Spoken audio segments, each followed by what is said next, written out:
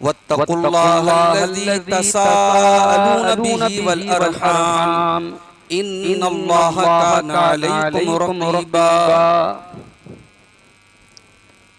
या अय्युहल्लज़ीना आमनुत्तकुल्लाहा वक़ूलू क़ौलन सदीदा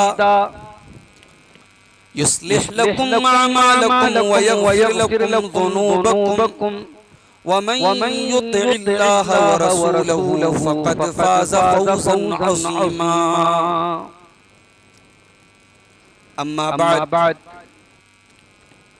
फ़इन्न खैरल हदीथि किताबुल्लाह व खैरल हदी हदी मुहम्मदिन सल्लल्लाहु अलैहि वसल्लम व शर्रल उमूरि मुहदसातुहा व कुल्लु मुहदसतिन बिदअह व कुल्लु बिदअतिन ज़लालह व कुल्लु ज़लालतिन फिन्नार।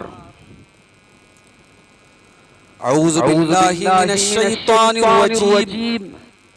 बिस्मिल्लाहिर्रहमानिर्रहीम। वमा आताकुमुर रसूलु फ़ख़ुज़ूहु वमा नहाकुम अन्हु फ़न्तहू। वअन मुआज़ बिन जबल रज़ियल्लाहु अन्हु क़ाल औसानी रसूलुल्लाहि सल्लल्लाहु अलैहि वसल्लम बिअश्रि कलिमात क़ाल ला तुश्रिक बिल्लाहि शैअन व इन क़ुतिल्त व हुर्रित वला तउक़्क़िन वालिदैक व इन अमराक अन तख़रुज मिन अहलिक व मालिक वला तत्रुकन्न सलातन मक्तूबतन मुतअम्मिदन फ़इन्न मन तरक सलातन मक्तूबतन मुतअम्मिदन फ़क़द बरियत मिन्हु ज़िम्मतुल्लाह। अल हदीस रवाहु अहमद फ़ी मुस्नदिही व हसनहुल अलबानी। मुहतरम हाज़रीन जुमा, अल्लाह ताला का फज़्ल व करम, उसका एहसान, उसकी नेमत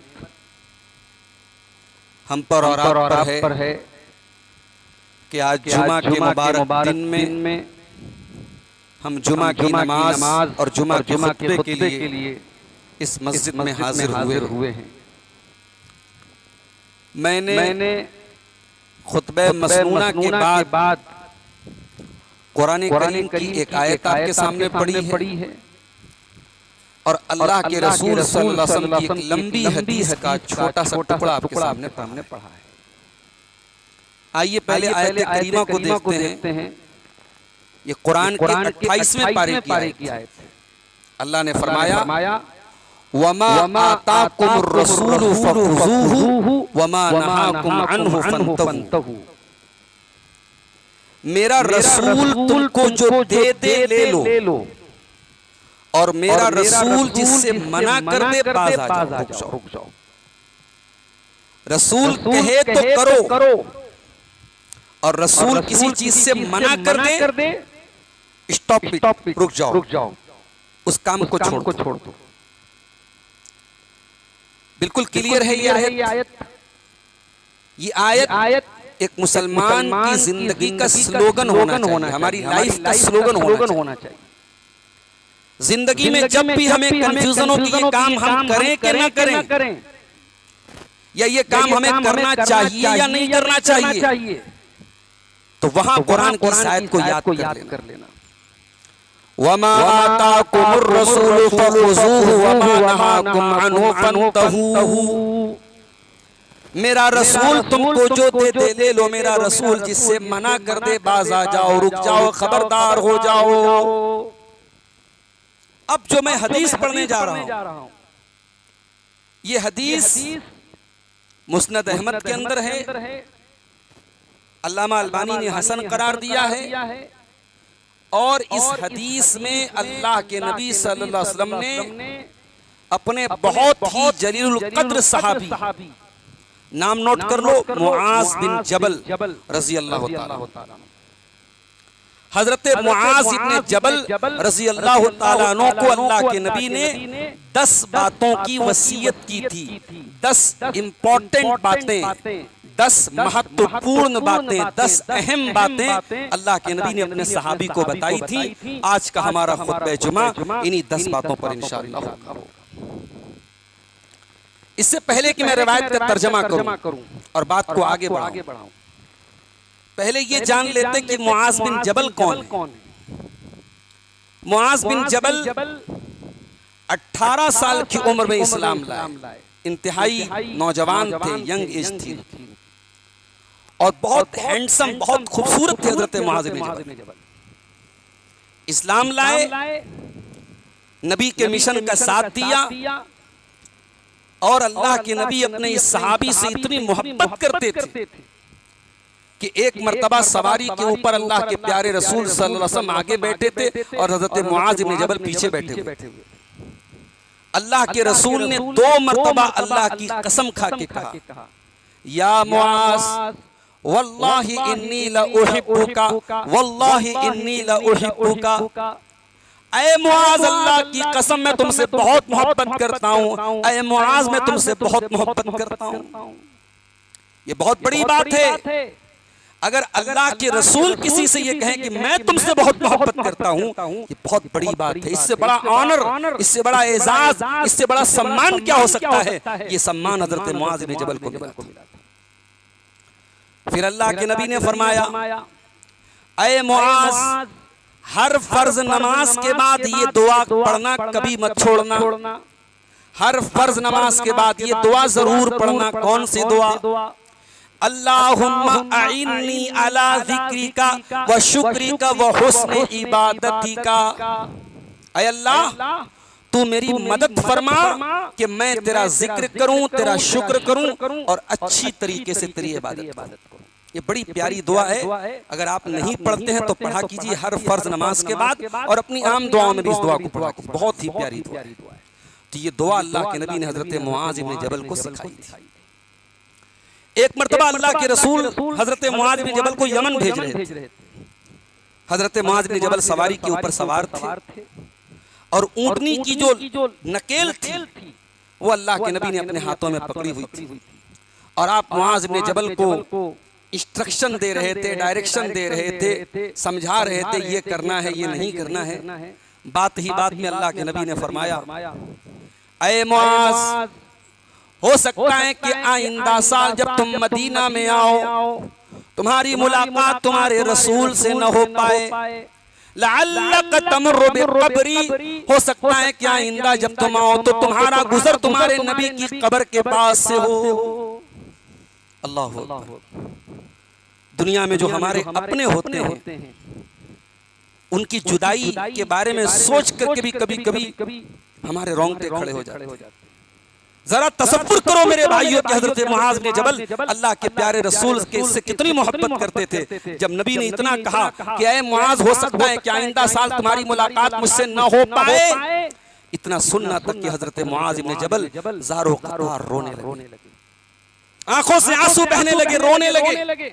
फिर अल्लाह के नबी ने मदीना की तरफ अपना चेहरा किया और आपने कहा कि ऐ मुआज बिन जबल, परेशान होने की जरूरत नहीं है, परेशान होने की जरूरत नहीं है। इन्ना औलन नास बी अल मुत्तकून मन कानू व हैसु कानू। ऐ मुआज इब्न जबल, कयामत के दिन वो लोग सबसे ज्यादा करीब रहेंगे मेरे जो मुत्तकी होंगे। नारा लगाने वाले करीब नहीं होंगे, नबी के नाम से झंडा उठाने वाले करीब नहीं होंगे, नबी के नाम का झंडा अपनी बाइक और कार पे लगाने वाले और 786/92 लिखने वाले नबी से करीब कौन होगा? जो मुत्तकी होगा, चाहे वो किसी भी दौर का हो और कहीं का भी हो। अल्लाह के नबी ने फरमाया सबसे करीब अगर कोई होगा तो मुत्तकी होगा। ये वो मुआज इब्न जबल है। मदीना अल्लाह के रसूल के इंतकाल के बाद हजरत मुआज इब्न जबल शाम चले गए और शाम में सन 18 हिजरी में एक बीमारी फैली थी। जैसे हमारे दौर में कोरोना की बीमारी बड़ी खतरनाक तरीके से फैली थी, उसी जमाने में सन 18 हिजरी में हजरत उमर के दौर में ताउन की बीमारी फैली थी और ये इन्फेक्शियस बीमारी थी, ये इन्फेक्शन वाली बीमारी थी। इसमें बहुत सारे सहाबा का इंतकाल हुआ। उसी बीमारी में हजरत मुआज इब्न जबल का लगभग 33 ईयर्स इनकी उम्र थी, 33 साल, बहुत कम उम्र में इनका इंतकाल हो गया। और जब इनका इंतकाल हुआ, इंतकाल के पहले जब ये मिंबर पे खुतबा दे रहे थे तो इनके बदन पे ताउन के दाने निकले हुए थे। तो इन्होंने अपने हाथों के दाने को चूमा और कहा कि मैं अगर इस ताउन की बीमारी में मर जाऊंगा तो मैंने अल्लाह के नबी से सुना है कि ताउन की बीमारी में शहादत की ला तुशरिक बिल्लाहि शैआ, ऐ मुआज इब्न जबल तू अल्लाह के साथ कभी शिरक न करना। व इन कुतिलता व हुर्रिकता, अगर तुझे कत्ल कर दिया जाए, तेरे टुकड़े टुकड़े कर दिए जाएं, तेरी बोटी बोटी कर दी जाए, तुझे जला करके खाक कर दिया जाए, ऐ मुआज इब्न जबल तू अल्लाह के साथ कभी शिरक न करना। बड़ी अजीब बात है भाई। हमारे गांव में, हमारे इलाके में, हमारी बस्ती में कोई शराब पिए तो हम बुरा समझते हैं, कोई ज़िना करे हम बुरा समझते हैं, कोई कत्ल करे हम बुरा समझते हैं, कोई डाका डाले हम बुरा समझते हैं, और कोई शिर्क करे तो हमें बुरा तक नहीं लगता। हमारे दिल में कोई बेचैनी भी नहीं होती, हमारे माथे पर कोई लकीर भी नहीं आती। नहीं मेरे भाई, दुनिया का सबसे बड़ा पाप अल्लाह के साथ शिर्क करना है। ये वो पाप है अगर बगैर तौबा किए कोई मर गया, उसकी बख्शिश अल्लाह ताला के नहीं। और ये मैं नहीं कह रहा, ये रब का कुरान कह रहा है। इन्नल्लाह ला यगफिरु अन युशरक बिही व यगफिरु मा दून ज़ालिका लिमन यशा। अल्लाह ताला मुशरिक की मग़फ़िरत नहीं करेगा, ये अल्लाह का ऐलान है। मुशरिक हमेशा जहन्नम में रहेगा। इन्नहु मन युशरिक बिल्लाहि फ़क़द हर्रमल्लाहु अलैहिल जन्ना, जो अल्लाह के साथ शिर्क करेगा, अल्लाह का ऐलान है, अल्लाह ने जन्नत उसके ऊपर हराम कर दी है, वो जन्नत में कभी नहीं जाएगा। जो शिर्क करके दुनिया से बगैर तौबा किए दुनिया से चला जाएगा। मेरे भाइयों, आज अफसोस के साथ कहना पड़ता है, हम अहले हदीसों के घरों में भी अब बहुत सारे काम ऐसे होने लगे हैं जो शिरकिया अमल हैं, जो मुनासिब नहीं है। बच्चा बीमार हुआ, किसी बाबा के पास, किसी पीर के पास, किसी ओझा के पास, किसी पढ़ के दम करने के वाले के पास हम गए, उसने कुरान लिखा या कुछ भी लिखा और कहा कि साहब इसे बच्चे के गले में लटका देना, इसे हाथ में बांध देना। अब ये साहब जो गले में और हाथ में बांधा जा रहा है, इसको क्या बोलते हैं? तावीज बोलते हैं। और नबी के अल्फाज सुनो, मन अल्लाह का तमीमतन फकद अशरक, जिसने तावीज पहना उसने शिर्क किया। अब एक बात और समझ लो, अगर तावीज के अंदर उल्टी सीधी गिनतियां लिखी हैं, और कभी कभी मैंने एक आध दो तावीज को खोल के देखा तो उसमें जिन्नात का नाम लिखा हुआ है, उसमें मदद के लिए अल्लाह के फरिश्तों को पुकारा गया, या जिब्रील या मीकाईल। उसमें हजरत अली, हजरत हसन और हुसैन को पुकारा गया। तो ये तो खुल्लम खुल्ला शिर्क है। अगर तावीज में ये सब लिखा हुआ है तो उसके शिर्क होने में कोई शक और शुबा नहीं। और अगर कोई कुरान की आयतों को तावीज में लिख करके बांधता है, पहनता है, तो टेक्निकल बात बता रहा हूं, सुन लीजिए उसको, वो शिर्क तो नहीं है। अगर कोई ये अकीदा समझ करके तावीज पहन रहा है, कुरान की लिखी हुई तावीज, कि साहब इससे मुझे शिफा मिल जाएगी, तो ये वो शिर्क तो नहीं है जो इंसान को इस्लाम से खारिज कर देता है, मगर है भी ये शिर्क तक लेके जाने वाला अमल। क्यों? क्योंकि आज आप कुरान का तावीज लटकाए हुए हैं, इस बात की क्या गारंटी है कि कल आप उल्टा सीधा तावीज नहीं पहनेंगे? एक बात भाई, आप तो तावीज देने वाले की अकीदत के मुरीद हो गए। साहब उसने तावीज दिया, मेरी बीवी ठीक हो गई, मेरा बच्चा ठीक हो गया, अब कल वो शिरकिया तावीज देगा, वो भी आप पहनाएंगे अपनी बीवी बच्चे को। दूसरी बात ये कि कुरान शिफा है, कुरान का पढ़ना शिफा है, कुरान पढ़ के दम करना शिफा है, कुरान को पानी पर भी दम किया जा सकता है, मगर कुरान को पहन करके लटकाना या घर में कुरान को बरकत के लिए लटकाना या बीमारी से बचने के लिए लटकाना, इसका कोई सबूत नहीं है। लिहाजा ये गुनाह है, ये गलत है। तावीज हमारे और आपके घर में नहीं होना चाहिए। मैं कहता हूं, अगर कोई बीमारी आई है, ज्यादा से ज्यादा क्या होगा? हम मर जाएंगे। अगर हमारी तौहीद खतरे में पड़ जाए तो हम मर जाएं। अल्लाह के नबी ने फरमाया, अगर कत्ल कर दिए जाओ, जला दिए जाओ, तब भी शिर्क मत करना। आज मुसलमान क्या नहीं कर रहा है?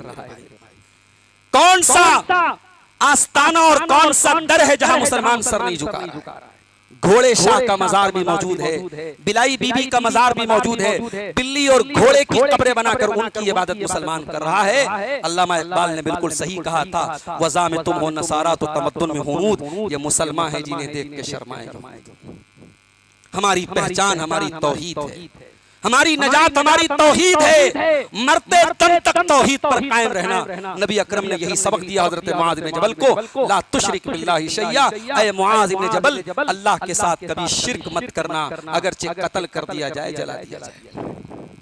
नंबर 2, वला तौक़न वालिदैका, और ऐ मुआज़ इब्न जबल अपने माँ बाप की नाफरमानी न करना, अपने माँ बाप से रिश्ता न तोड़ना, अपने माँ बाप को दुख न देना।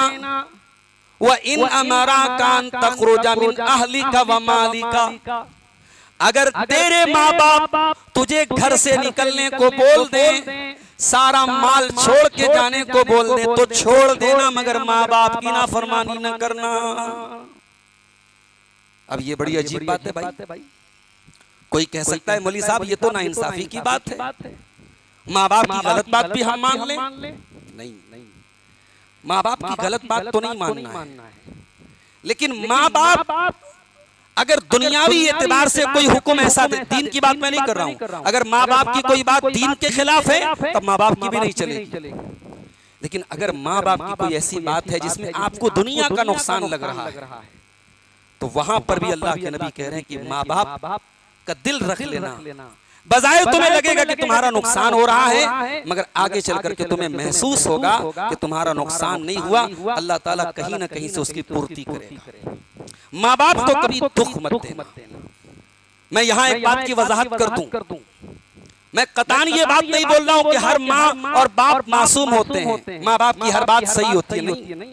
बहुत सारे केस ऐसे भी होते हैं जहाँ गलती माँ बाप की तरफ से भी होती है, जहाँ माँ बाप भी ज्यादती करते हैं बच्चों के ऊपर, जहाँ माँ बाप भी भेदभाव करते हैं बच्चों के साथ, जहाँ माँ बाप किसी एक बच्चे को बहुत ज्यादा प्यार करते हैं, बाकी बच्चों के साथ नाइंसाफी करते हैं। शरीयत क्या कहती है? अगर माँ बाप नाइंसाफी भी करते हैं, गलत भी करते हैं, आप अपनी तरफ से रिश्ता खत्म मत कीजिए, आप बोलचाल बंद न कीजिए, आप उनको नाराज मत कीजिए। अगर उन्होंने आपके साथ गलत किया है वो अल्लाह को हिसाब देंगे, आप अपनी आखिरत खराब मत कीजिए। इस दुनिया में अगर कोई हस्ती ऐसी है, पैदा होने से लेकर के जिंदगी की आखिरी सांस तक जिसका सबसे ज्यादा एहसान आपके ऊपर है, तो आपके माँ बाप। यमन का एक आदमी अपनी बूढ़ी माँ को कंधे पर सवार करके खाने काबा का तवाफ कर रहा था, और खाने काबा का तवाफ करते करते कह रहा था, इन्नी लहा बईरुहल मुज़ल्ललू, मैं तो अपनी माँ के लिए ऊंट की तरह हो गया, मेरी माँ मेरे ऊपर सवार होकर के खाने काबा का तवाफ कर रही है, मैं तो आज अपनी माँ के लिए सवारी बन गया, ऊंट बन गया। वहां पर अब्दुल्ला बिन उमर भी खाने काबा का तवाफ कर रहे थे। उस यमन के उस आदमी ने, उस नौजवान ने हजरत अब्दुल्ला इब्न उमर से कहा, अब्दुल्ला आज मैंने अपनी माँ को अपनी पीठ पे सवार करके खाने काबा का तवाफ करा दिया, आज तो मैंने अपनी माँ का हक अदा कर दिया। हजरत अब्दुल्ला बिन उमर ने कहा कि नहीं, अरे तू माँ का हक अदा करने की बात करता है, वला बिज़फ़रतिन वाहिदा, तेरी माँ ने तुझे जन्म देने के टाइम तेरी माँ के ज़बान से जो चीख की आवाज निकली थी, जो दर्द की आवाज निकली थी, अभी तो तूने उस आवाज का भी हक अदा न किया। मेरे प्यारे भाइयों, बीवी की मोहब्बत बहुत जरूरी है, बच्चों की मोहब्बत बहुत जरूरी है, मगर अल्लाह के वास्ते कभी बीवी बच्चों के लिए कोशिश करना कि माँ बाप की आंखों में आंसू ना आए, क्योंकि अगर आज आपकी वजह से आपके माँ बाप की आंखों में आंसू आए, हो सकता है कल आपकी औलाद आपको खून के आंसू रुलाएगी। हजरत हैवा बिन शुरैह बहुत बड़े आलिम थे, बहुत बड़े आलिम थे, हदीस का दर्स दिया करते थे, तलवा उनके सामने बैठे हुए हैं, बड़े दूर दूर से लोग आकर के हदीस पढ़ने आए हैं। हैवा बिन शुरैह हदीस पढ़ा रहे हैं। मस्जिद का दरवाजा खुलता है, उनकी माँ आती है, बूढ़ी माँ आती है और आकर के करती कहती ऐ हैवा जा मुर्गी को दाना दे के आ। हजरत हैवा इब्न शुरैह अपने दौर के बहुत बड़े आलिम थे, बहुत बड़े आलिम थे, मगर अपना दर्स बंद कर देते हैं, अपना प्रोग्राम रोक देते हैं और जा करके अपनी माँ के हुक्म की तामील करते हैं और मुर्गी का दरबा खोल करके मुर्गी को दाना दे के आते हैं। ये हमारे असलाफ की तालीम है, ये हमारे अइम्मा की तालीम है कि माँ बाप जब बुढ़ापे की उम्र को पहुंच जाएं तो बाज़ औक़ात उनकी जिद जो होती है ना बच्चों के जैसी जिद होती है। और कुरान कहता है इंसान बुढ़ापे में फिर बच्चा बन जाता है, बच्चों जैसी जिद करता है। तो माँ बाप के लाड और प्यार भी उठाओ मेरे भाई। माँ बाप ने आपके बड़े लाड उठाए हैं, आप सोच नहीं सकते कि आपके कितने लाड उठाए। इमाम अबू हनीफा रहमतुल्लाह अलैह इतने बड़े इमाम थे, उनके दौर में एक दूसरे आलिम थे, इमाम अबू हनीफा उनसे बड़े आलिम थे, मगर कहते हैं ना घर की मुर्गी दाल बराबर होती। वैसे सावन के महीने में तो मुर्गी दाल से भी सस्ती होगी अल्हम्दुलिल्लाह। तो हजरत इमाम अबू हनीफा रहमतुल्लाह अलैह की माँ कहती थी मुझे फला आलिम के पास लेके चलो। इमाम अबू हनीफा कहते थे चलो, और उस आलिम के पास पहुंचते थे और कहते थे मेरी माँ ये मसला पूछ रही है। वो आलिम इमाम साहब से कहता था जरा कोने में आइए, उनको कोने में लेके जाता था। कहता हजरत क्यों मजाक बना रहे हैं, इस मसले को तो आप ज्यादा जानते हैं, मैं तो आपसे छोटा आलिम हूँ। कहा कि भाई मैं कुछ नहीं जानता, मेरी माँ कह रही है मैं लेके आया हूँ, अपनी माँ को लेके आया हूँ तुम्हारे पास। फिर इमाम अबू हनीफा रहमतुल्लाह अलैह उस आलिम को मसले का जवाब बताते, फिर वो आकर के इमाम अबू हनीफा की माँ को जवाब देता, तब इमाम अबू हनीफा की माँ सेटिस्फाइड होती। तो ये हमारे असलाफ थे, हमारे अइम्मा थे। इसलिए मेरे भाइयों अपने माँ बाप का लाड उठाओ, उनसे मोहब्बत करो, उनको कभी दुख मत दो। और अगर किसी की माँ चली गई, किसी का बाप चला गया तो मेरा जुमला नोट कर लो, दुनिया में रिश्ते बहुत मिलेंगे आपको। आज अगर आपकी माँ चली गई, कल कोई और औरत आपके घर में माँ बन के आ जाए, कोई आपकी बड़ी बहन आ जाए, कोई आपकी बड़ी अम्मी आ जाए, कोई भी आ जाए, माँ का दर्जा कोई नहीं ले सकता, बाप की जगह कोई नहीं ले सकता। इसलिए जब तक माँ बाप जिंदा हैं उनकी कदर कर लो, और जब माँ बाप दुनिया से चले जाएं तो दुआ के लिए हाथ उठाना, तो ये दुआ जरूर कर लेना, रब्बिरहमहुमा कमा रब्बयानी सगीरा, परवरदिगार मेरे माँ बाप पर रहम फरमा, जिस तरीके से उन्होंने बचपन में मुझे पाला और पोसा है, मेरे माँ बाप पर तो रहम फरमा। दो चीजें हो गई, गर्मी बहुत है, पसीने से मैं भी शराबोर हूँ, आप भी परेशान हैं। हमसे लोगों ने कहा कि एक 20 तक और एक 15 तक खुतबा जुमा रखिए। मैं नहीं मुनासिब समझता कि 1 बजे से ज़्यादा आपका वक्त लिया जाए, क्योंकि हमारे बहुत सारे बूढ़े लोग भी होते हैं, बुजुर्ग लोग भी सब वुज़ू करके आए हुए होते हैं और जुमा की नमाज भी पढ़ना है। मैं इख्तिसार के साथ अपनी बात को ख़त्म करूँगा। 2 चीज़ें हो गई, 8 चीज़ें और हैं, मैं जल्दी जल्दी उसको कंक्लूड करता हूँ, ख़त्म करता हूँ। तीसरी चीज़, अल्लाह के नबी ने फरमाया वला तत्रुकन्न सलातन मक्तूबतन मुतअम्मिदन, खबरदार एक वक्त की नमाज भी जानबूझकर मत छोड़ना। भाई एक होता है आप इंसान हैं, रात में सोए, नींद आ गई, फजर में नहीं उठ पाए, या आप मार्केट गए, बाजार गए, नहीं मौका मिल पाया, नमाज का वक्त निकल गया, या ट्रेन में सफर कर रहे हैं, आज के हालात वो नहीं है कि ट्रेन में आप आसानी के साथ नमाज पढ़ सके, नमाज छोड़। जानबूझ के छोड़ना एक अलग बात है और मजबूरी में छूट जाना एक अलग बात है। अल्लाह के नबी ने फरमाया अगर किसी ने एक टाइम की नमाज भी जानबूझ करके छोड़ दी है, तो जुमला सुनिएगा अल्लाह के रसूल का, फकत बरीअत मिन्हु ज़िम्मतुल्लाह, अल्लाह ताला की जिम्मेदारी उससे हट गई। क्या मतलब? अल्लाह ताला अगर आप नमाज पढ़ेंगे, अल्लाह ताला आपकी जिम्मेदारी ले रहा है, अल्लाह आपकी गारंटी ले रहा है, अल्लाह आपको जलील नहीं करेगा, अल्लाह आपको रुस्वा नहीं करेगा, अल्लाह आपकी हिफाजत करेगा। लेकिन जब आपने नमाज छोड़ दी, अल्लाह का ऐलान है, जा मेरे बंदे मैं तुझसे बरी हूं, मेरी जिम्मेदारी तेरे बारे में कोई नहीं। मेरे भाइयों, दुनिया के चंद टकों के लिए हम अपना इंश्योरेंस कराते हैं, बीमा कराते हैं, साहब हम मर जाएं तो हमारे बच्चों के कुछ काम है। अरे लाइफ इंश्योरेंस कराने वालों और जीवन बीमा कराने वालों, सबसे बड़ा बीमा तो तुम्हारी ये 5 टाइम की नमाज है। ये नमाज की पाबंदी करो, अल्लाह तबारक व तआला की हिफाजत आपके साथ रहेगी, अल्लाह का जिम्मा आपके साथ रहेगा। ये नमाज वो इबादत है जब अल्लाह के नबी बड़ी परेशानी में होते थे, टेंशन में होते थे, हजरत बिलाल से कहते थे या बिलाल अरिहना बिस्सलाह, ऐ बिलाल जल्दी से अजान दे दो और नमाज खड़ी हो जाए ताकि मोहम्मद के दिल को सुकून मिले सल्लल्लाहु अलैहि वसल्लम। नमाज के जरिए मेरे नबी को सुकून मिलता था। ऐ टांडा के नौजवानों, ऐ राइस मिल में काम करने वालों, ऐ चावल का कारोबार करने वालों, अपनी बिजनेस और अपनी तिजारत और अपने कारोबार से कह दो कि तू बहुत जरूरी है मगर नमाज से जरूरी नहीं है मेरे लिए। नमाज का टाइम हो जाए तो सारा कारोबार एक तरफ और नमाज एक तरफ। अगर वाकई में जन्नत में जाना है तो सुन लीजिए, कुरान कहता है रिजालुल्ला तुल्हीहिम तिजारतुन वला बैउन अन जिक्रिल्लाहि व इकामिस सलाती व ईताइज ज़काती। मेरे मुत्तकी बंदे वो हैं जो तिजारत की वजह से, कारोबार की वजह से नमाज नहीं छोड़ते। कभी भी बिजनेस और कारोबार के लिए, खेल तमाशे के लिए, दुनिया की फालतू चीजों के लिए नमाज को मत तर्क कीजिए। ये तीसरी वसीयत की अल्लाह के प्यारे नबी। चौथी वसीयत वला तशरबन्न खम्रन, और ऐ मुआज़ इब्ने जबल कभी शराब मत पीना, कभी शराब मत पीना। फ़इन्नहु रासु कुल्ले फाहिशा, इसलिए कि शराब हर बेहयाई की जड़ है। जब इंसान शराबी हो जाएगा तो फिर वो किस हद तक गिरेगा नहीं कह सकते। हमारे भारत सरकार का डाटा बताता है कि भारत में सबसे ज्यादा रोड एक्सीडेंट शराब की वजह से होता है।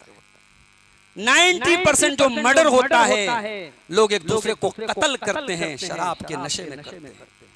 90% जो रेप के केस होते हैं, जो जिना के वाकयात होते हैं, खास तौर से जो जिना बिल जबर होता है, किसी के साथ जबरदस्ती जो रेप किया जाता है, वो सारे वाकयात मेजॉरिटी शराब के नशे में होते हैं। शराब का नशा ये हर बुराई की जड़ है। मगर एक बात मैं आपको और बताना चाहता हूँ, शराब को अरबी में खम्र बोलते हैं। खम्र का मतलब होता है जो इंसान की अकल के ऊपर पर्दा डाल दे। इसीलिए अरबी में औरत के दुपट्टे को खिमार कहा जाता है, क्योंकि दुपट्टा औरत की बॉडी को कवर करता है।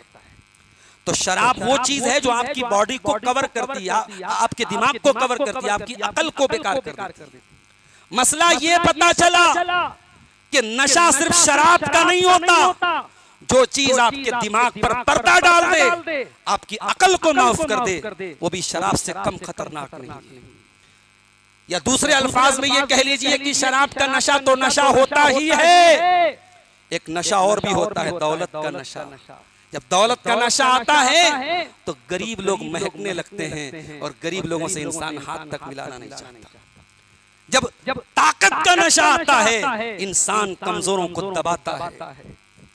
आज इसी दुनिया में एक शहर गज्जा है, फलस्तीन की एक सिटी है गज्जा, जहां पिछले 2.5-3 सालों में लाखों बच्चे मार दिए गए, लाखों मर्द मार दिए गए, अस्पतालों पर बम बरसाए गए, छोटे छोटे बच्चों को मार के टुकड़े टुकड़े कर दिया गया।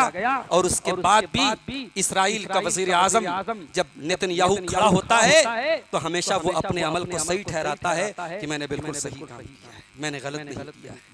ये ताकत का नशा है, ये हुकूमत का नशा है। लेकिन दुनिया का हर ताकतवर ये याद रखे, दुनिया का हर जालिम ये याद रखे, लेकुल्ले फिरौन मूसा, हर फिरौन के लिए अल्लाह ताला ने कोई मूसा तैयार करके रखा है। अल्लाह की लाठी में आवाज नहीं होती मेरे भाइयों। इसलिए नशा चाहे दौलत का हो, चाहे शोहरत का हो, चाहे ताकत का हो, चाहे शराब का हो, नशा बहरहाल खराब चीज है। कितनी चीजें होंगी? 4 चीजें होंगी। नंबर 5 वइय्याका वल मासियता, और ऐ मुआज़ इब्ने जबल तू गुनाहों से बचना, तू अल्लाह ताला की नाफरमानी से बचना। फ़इन्न बिल मासियति हल्ल सक़तुल्लाह, इसलिए कि जहां पर गुनाह होता है, जहां पर अल्लाह की नाफरमानी होती है, वहां पर अल्लाह ताला का अजाब नाजिल होता है, वहां अल्लाह की नाराजगी उतरती है। ये बारिश का ना होना, ये अगस्त शुरू होने वाला है और बारिश नहीं हो रही है, जमीन सूख रही है। मेरे प्यारे भाइयों, कहीं ऐसा तो नहीं कि हमारे और आपके पापों का घड़ा भर गया है, गुनाहों से अल्लाह ताला इतना नाराज है कि अल्लाह ताला हम पर बारिश नहीं नाजिल फरमा रहा है।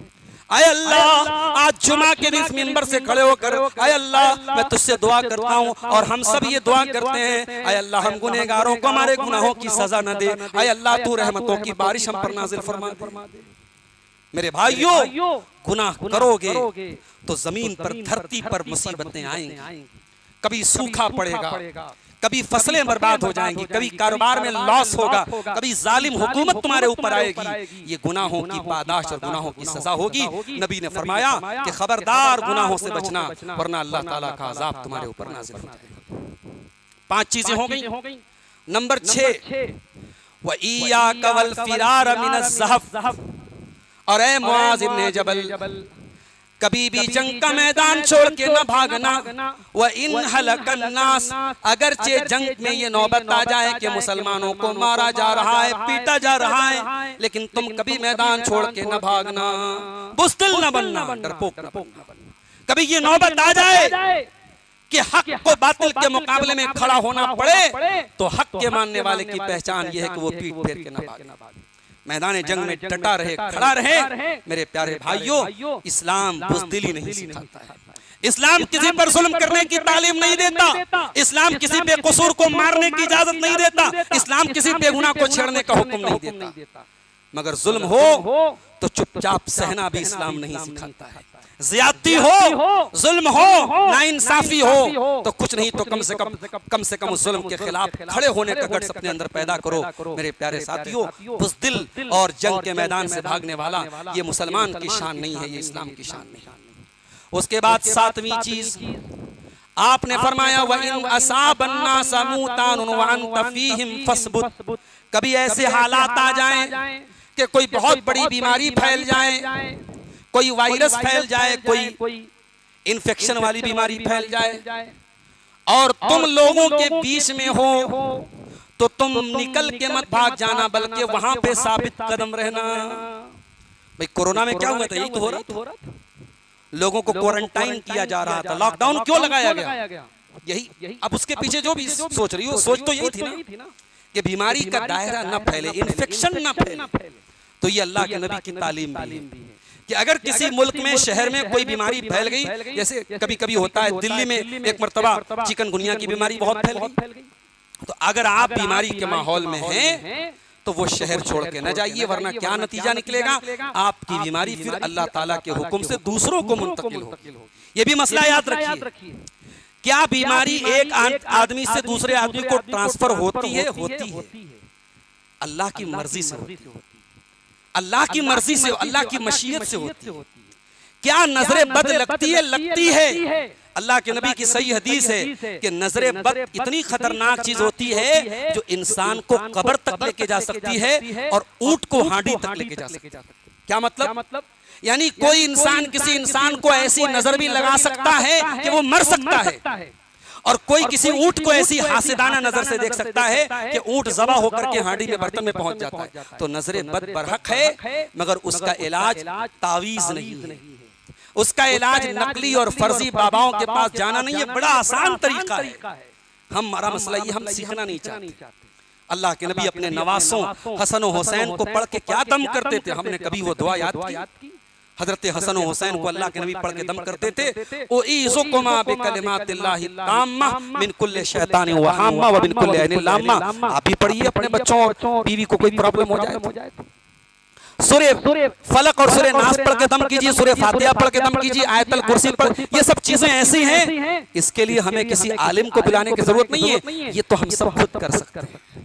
मगर मसला ये है, हमारी जिंदगी गुनाहों में गुजरती है, नमाज से दूर हैं, दीन से दूर हैं, और फिर हम ये सोचते हैं कि भाई हमारे ऊपर जादू क्यों हो गया, हमें जिन्नात क्यों परेशान कर रहा है, हमारे घर में ये बला क्यों आ गई। तो भैया पहले अपने अमल का हम सब जायजा लें, अपने गिरबान में झांकें। मैंने कल रात की तकरीर में भी एक बात कही थी कि दरवाजा खुला रहेगा तो कुत्ता अंदर दाखिल हो जाएगा। उसके बाद 3 चीजें और बाकी रह गई इस हदीस में, और घड़ी में मेरे ख्याल से 1 बज चुका है। 3 चीजें और जल्दी सुन लीजिए। इन 3 चीजों का ताल्लुक फैमिली से, परिवार से है। अल्लाह के नबी ने फरमाया, वो अनफिक अला इयालिका मिन तौलिका, अपने परिवार पर अपनी ताकत के हिसाब से खर्च करो। भाई आप कि अगर ताकत है और बीवी अच्छा कपड़ा मांग रही तो पहनाओ ना उसको। अगर बच्चे अच्छा खाने की जिद करें तो खिलाओ ना उनको। अगर आप अच्छे मकान में रह सकते तो रहो ना अच्छे मकान में। अच्छा खाना खाना, अच्छे मकान में रहना, अच्छी जिंदगी गुजारना ये इस्लाम में मना नहीं है, गलत नहीं है। मेरा मसला याद रखिए। अपनी हैसियत के हिसाब से कर्जा लेकर के, लोन लेकर के, हराम कमाई के जरिए बच्चों को अच्छा मत खिलाओ। अपनी ताकत के हिसाब से अच्छे अच्छा खिलाओ, अच्छे से अच्छा पहनाओ। अल्लाह के नबी ने इसको भी दीन का एक हिस्सा करार दिया। मस्जिद में चंदा आप देते हैं, सवाब मिलता है। मदरसे में चंदा देते हैं, सवाब मिलता है। तो याद रखिए, आप अपने बच्चों को जो चॉकलेट ला के देते हैं इंशाअल्लाह उस पर भी सवाब मिलेगा। ये बीवियों को जो आप हर महीना ले जाके नया सूट दिला रहे हैं, इंशाअल्लाह बीवी पहन करके आपका दिल खुश करेगी, उस पर भी आपको सवाब मिलेगा। ये घर में कभी पनीर की सब्जी बन रही है, कभी चिकन बन रहा है, ये अच्छा खाना जो बन रहा है, इस पर भी सवाब मिलेगा। अल्लाह के नबी ने फरमाया कि तुम अपनी बीवी के मुंह में जो लुकमा डालते हो उस पर भी तुमको सवाब मिलेगा। उसके बाद नवी चीज क्या है? अल्लाह के नबी ने फरमाया वला तरफा असाका अन्हुम अदबा, और अपनी फैमिली को अदब सिखाने के लिए कभी लाठी को उठा के मत रख दो। क्या मतलब ये कि लाठी इस्तेमाल करने की जरूरत पड़े, मारना भी पड़े बच्चों को अगर सख्ती करने के लिए, सिखाने के लिए, तो उनको मारने का काम भी करो। आज बच्चे जब जवान हो जाते तो हम कहते हैं मौलवी साहब मेरा बेटा अपने मन का हो गया, मेरी बेटी अपने मन की हो गई। ये बेटियां जो घर छोड़ के भाग रही हैं, मैंने कल भी कहा था और आज भी कह रहा हूं, जब ये बच्चे हमारे कंट्रोल में होते हैं, हम तरबियत पर तवज्जो नहीं देते, हम बच्चों की तालीम पर तवज्जो नहीं देते। मेरे भाइयों, अपने बच्चों और अपनी फैमिली की तरबियत के लिए जहां प्यार की और लाड की जरूरत है, वहीं सख्ती की भी जरूरत है। बीवी की हर बात मत मानो, बच्चों की हर बात मत मानो, जो बात सही है वही बात मानो। अपने बच्चों को अगर सख्ती करना पड़े तो सख्ती भी करो। मैं एक मिसाल दे दूं, वक्त खत्म हो रहा है। हजरत अब्दुल्लाह इब्न उमर बहुत बड़े सहाबी हैं, उन्होंने हदीस बयान की कि अल्लाह के नबी को मैंने फरमाते हुए सुना है कि अगर औरतें मस्जिद में जाने की इजाजत मांगे नमाज पढ़ने के लिए तो उनको इजाजत दे देना, मना मत करना। तो अब्दुल्लाह इब्न उमर का एक बेटा था जिसका नाम बिलाल था। वो खड़ा हुआ, उसने कहा अब्बा जान हम तो रोकेंगे अपनी औरतों, हमें मालूम है कि औरतें मस्जिद में जाएंगी, खुशबू लगा के जाएंगी, बेपर्दा होके जाएंगी, फितना पैदा करेंगी, हम मस्जिद में जाने से मना करेंगे। अब्दुल्लाह इब्न उमर को बहुत तेज गुस्सा आया। कहा कि मैं अल्लाह के रसूल की हदीस सुना रहा हूं कि आपने कहा कि मत रोको और तू कह रहा है कि हम रोकेंगे। कहा कि आज के बाद मैं तुझसे बात नहीं करूंगा। इस्लाम कहता है 3 दिन से ज्यादा किसी से बातचीत बंद मत करो। मगर जब मसला इस्लाम का आया, अब्दुल्लाह इब्न उमर मरते दम तक अपने बेटे से नाराज रहे और बात नहीं करते थे। क्या पता चला? दीन का मसला है तो सख्ती कीजिए। और आखिरी चीज वो अखीफुम फिल्लाह, बच्चों के दिल में अल्लाह का डर पैदा कीजिए। बच्चों को बिल्ली, कुत्ते और शेर से न डराइए, बच्चों को डायनासोर से न डराइए, बच्चों को मोबाइल के वीडियोस देख करके खाना न खिलाइए। बच्चों के दिल में अल्लाह का डर पैदा कीजिए। ऐसी तालीम दीजिए बच्चों को कि फजर की नमाज में आप उठें तो आपका बेटा भी आपके साथ उठ जाए। जब औरत घर में नकाब पहने तो 8 साल की 10 साल की बच्ची भी बगैर माँ के कहे नकाब पहन ले, इसकाब पहन ले। वो तालीम और वो तरबियत दीजिए। अल्लाह से दुआ है रब्बुल आलमीन इस हदीस पर हम सबको अमल करने की तौफीक अता फरमाए। अल्लाह ताला हम में से जो बीमार हैं उनको शिफाए कामिला अजला अता फरमाए। अल्लाह हमारी रोजी रोटी में बरकत अता फरमाए। अल्लाह ताला इस गर्मी से हम सबको नजात अता फरमाए। रब्बुल आलमीन रहमतों वाली बारिश हम सब पर नाजिल फरमाए। अल्लाह ताला हम गुनहगारों पर रहम फरमाए। रब्बना तक़ब्बल मिन्ना इन्नका अंतस समीउल अलीम व तुब अलैना इन्नका अंतत तव्वाबुर रहीम।